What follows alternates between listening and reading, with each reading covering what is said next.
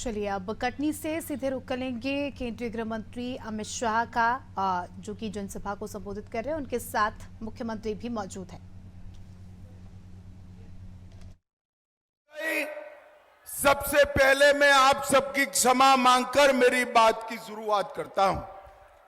जब मैं यहां पर आया हूं तब खजुराहो की इस पवित्र धरती को और यहां पर विराजमान विजयनाथ धाम, शारदा मंदिर,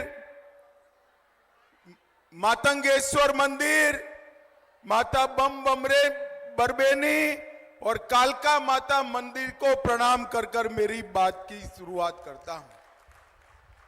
इस खजुराहो की धरती पर जिन्होंने इस धरती की आन बान शान बढ़ाने का काम किया, महाराजा छत्रसाल बुंदेला को भी मनपूर्वक प्रणाम कर कर मेरी बात की शुरुआत करना चाहता हूं। भाई और बहनों, ये जो चुनाव है, ये चुनाव सिर्फ भाई वीडी को सांसद बनाने का नहीं है।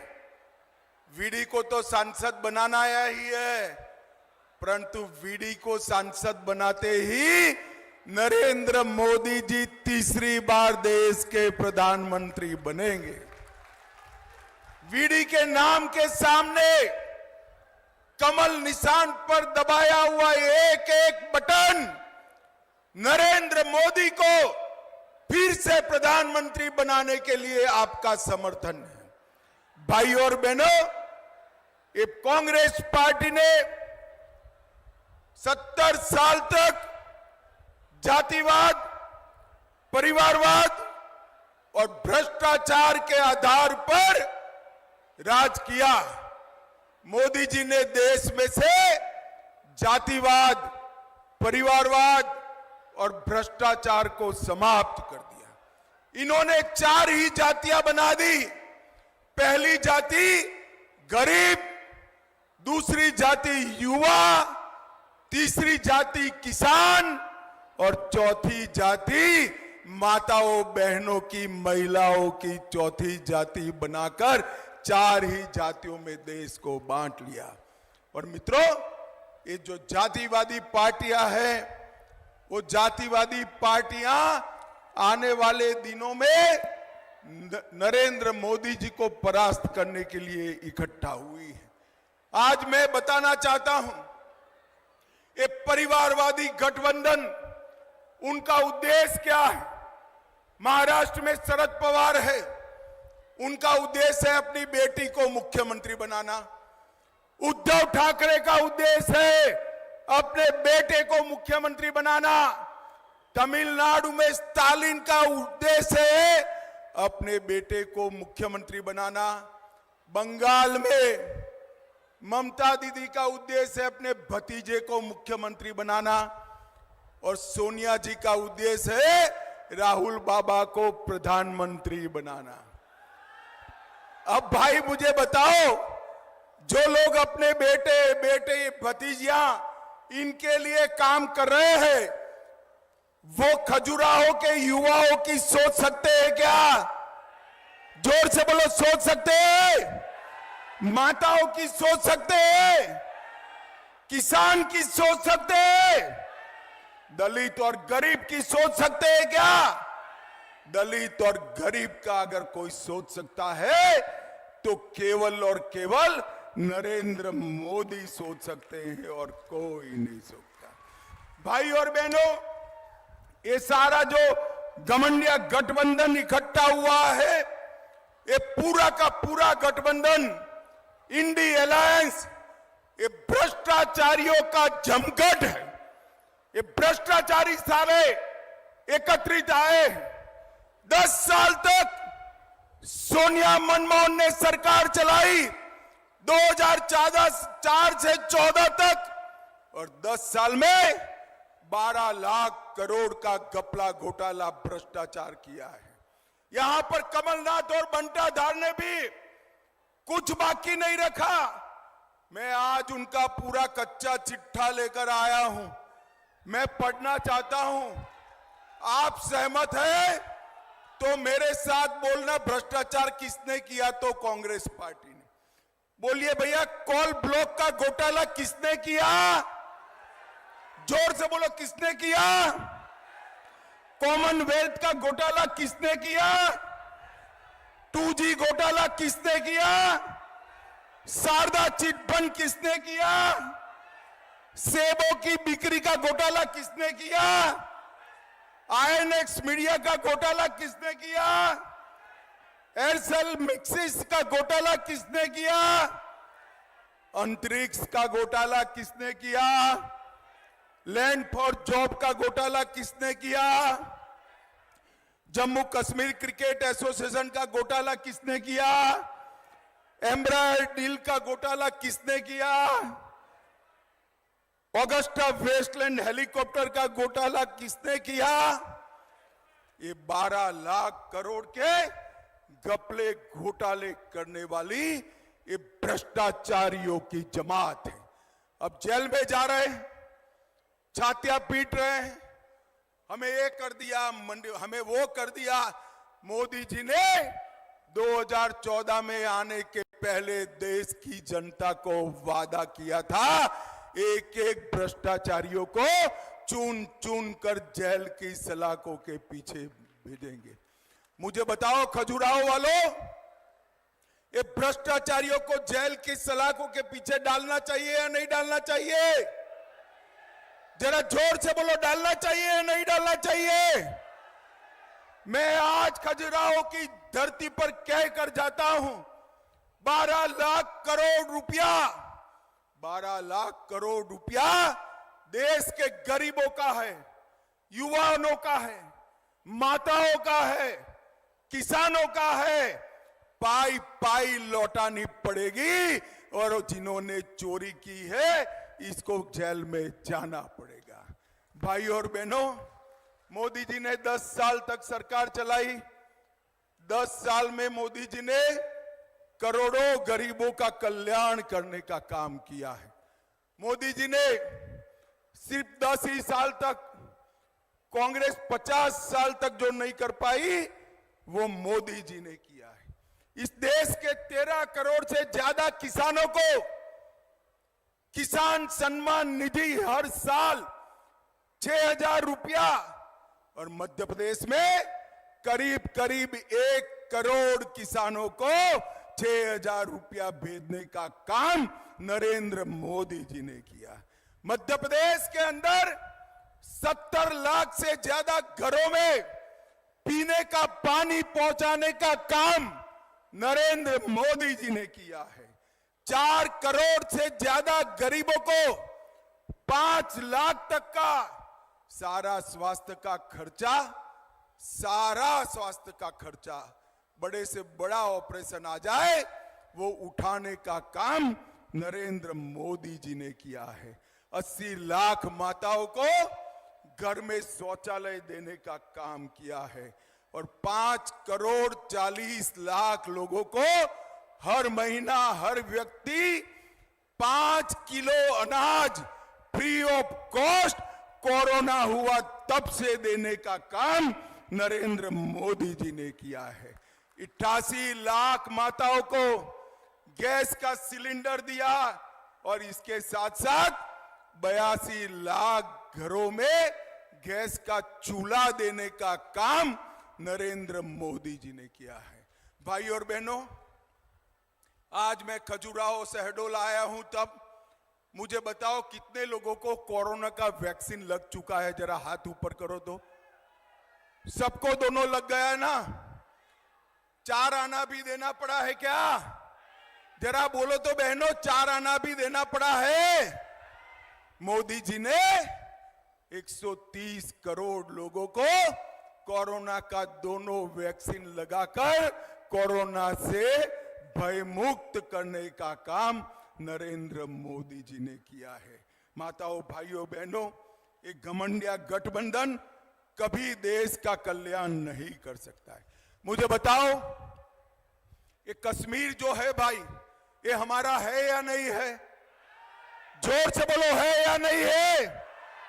आपका है या नहीं है? एक कांग्रेस पार्टी कहती है मध्य प्रदेश राजस्थान वालों का कश्मीर से क्या लेन देन है? अरे आप नहीं जानते हो, ये पूरे देश की एक एक इंच जमीन मध्य प्रदेश वालों की है, और मध्य प्रदेश की एक एक जमीन, एक एक इंच जमीन पूरे देश की है। आपको मालूम नहीं है खड़गे साहब? मुझे बताओ, धारा 370 जानी चाहिए थी या नहीं जानी चाहिए थी? जोर से बोलो, जानी चाहिए या नहीं जानी चाहिए? 70 साल तक एक कांग्रेस पार्टी धारा 370 को संभाल कर बैठी थी, नहीं हटाते थे, वोट बैंक की राजनीति करते थे।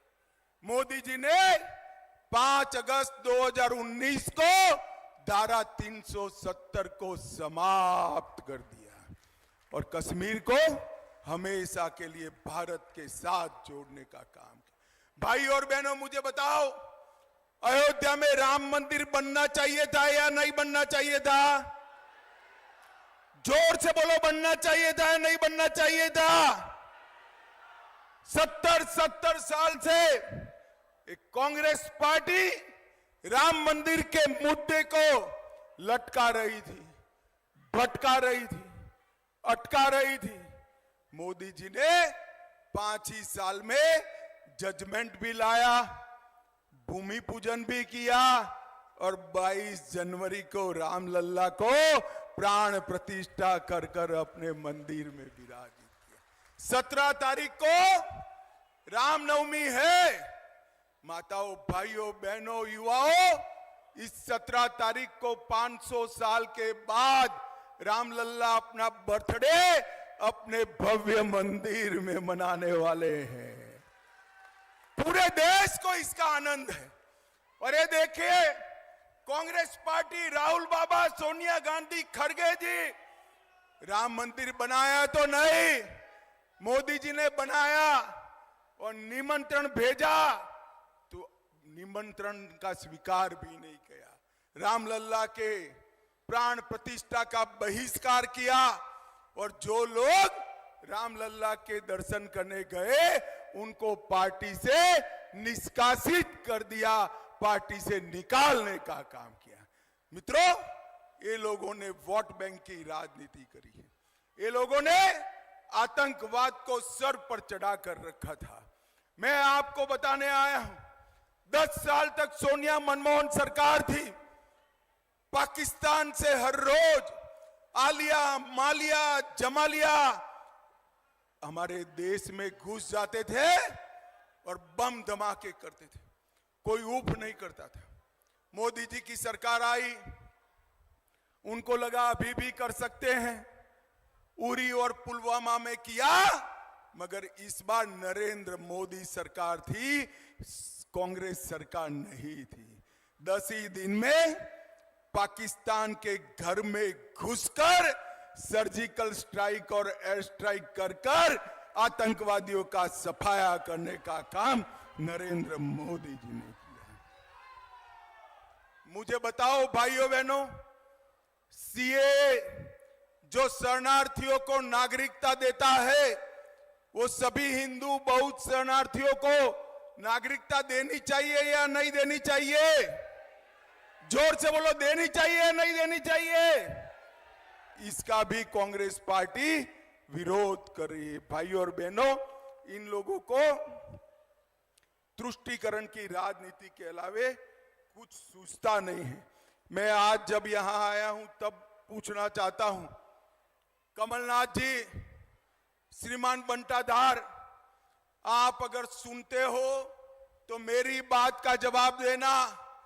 10 साल तक आपने केंद्र में सरकार चलाई, 2004 से 14 तक मध्य प्रदेश के विकास के लिए कितना पैसा दिया, जरा हिसाब किताब दो मध्य प्रदेश की जनता को। भाई, देना चाहिए या नहीं देना चाहिए? जोर से बोलो, मांगना चाहिए या नहीं मांगना चाहिए? वो नहीं देंगे, मगर मैं लेकर आया हूं। दे दूं क्या हिसाब? दे दूं भाई? ध्यान से सुनिएगा। 10 साल में कांग्रेस पार्टी ने मध्य प्रदेश के विकास के लिए 1,99,000 करोड़ रुपया दिया। कितना दिया? 1,99,000 करोड़। और मोदी जी ने 10 साल में मध्य प्रदेश के विकास के लिए 1,99,000 के सामने 7,74,000 करोड़ रुपया देने का काम किया। 4 गुना पैसा मध्य प्रदेश के विकास के लिए नरेंद्र मोदी जी ने दिया है। इसके अलावे 86,000 करोड़ रुपया सड़क के लिए, राष्ट्रीय राजमार्गों के लिए अलग दिया, 94,000 करोड़ रुपया रेलवे के लिए अलग दिया और 2,000 करोड़ रुपया एयरपोर्टों के उत्थान के लिए अलग से दिया। 1,82,000 करोड़ रुपया दूसरा देने का, लगभग 10 लाख करोड़ रुपया हर साल 1 लाख करोड़ रुपया भेजने का काम ये भारतीय जनता पार्टी की सरकार ने किया है। भाई और बहनों, अगर एक घमंडिया गठबंधन जीतता है तो आने वाले दिनों में सबसे बड़ा नुकसान ओबीसी का होने वाला है। एक कांग्रेस पार्टी ओबीसी विरुद्ध पार्टी, ओबीसी की विरोधी पार्टी, काका साहेब कालेलकर कमीशन का रिपोर्ट हो या मंडल कमीशन का, दोनों दबाकर रखा। नरेंद्र मोदी की गवर्नमेंट में 27 मिनिस्टर ओबीसी है, 37% सांसद ओबीसी है। मोदी जी ने ओबीसी आयोग का गठन किया और इसके साथ साथ मोदी जी ने केंद्र की सभी शैक्षिक संस्थाओं में 27% का आरक्षण ओबीसी के लिए देने का काम नरेंद्र मोदी जी ने किया है। माताओं, भाई और बहनों, ना एक गरीब का कल्याण कर सकते, ये ना मां नर्मदा की सेवा कर सकते, ना ये जंगलों का रक्षा कर सकते, ना ये सीमाओं को सुरक्षित कर सकते।